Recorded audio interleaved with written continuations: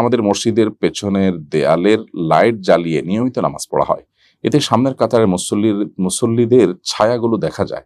ছায়ার কারণে কি নামাজের কোনো সমস্যা হবে?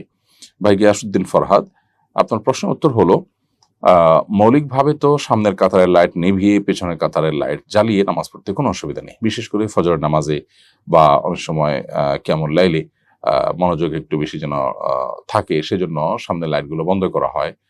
একটু আলো আঁধারি বা হালকা আলো বা একটু ডিম আলোর মধ্যে সালাত আদায় করতে একটু প্রশান্তি অনুভব হয়, একটু ভালো লাগা কাজ করে। অতএব মৌলিকভাবে এটি নাজায়েজ কোনো বিষয় নয়, এটি জায়েজ।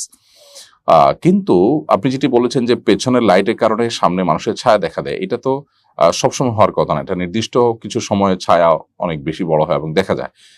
যেটাই হোক না কেন, যদি নামাজি ব্যক্তির ছায়া অনেক বেশি স্পষ্ট দেখা যায় কাতারে এবং সেটার কারণে নামাজিদের মনোযোগে ব্যাঘাত সৃষ্টি হয়, তাহলে সেক্ষেত্রে এটা অবশ্যই অ্যাভয়েড করতে হবে। কারণ নামাজে মনোযোগে ব্যাঘাত সৃষ্টি হতে পারে এমন কোনো কাজ করলে সেটি মাকরুহ হয়। ফলে এই বিষয়টি ভ্যারি করবে যে লাইট পেছনে জ্বালিয়ে রাখার কারণে মুসল্লিদের নামাজে কোনো অসুবিধা হয় কিনা।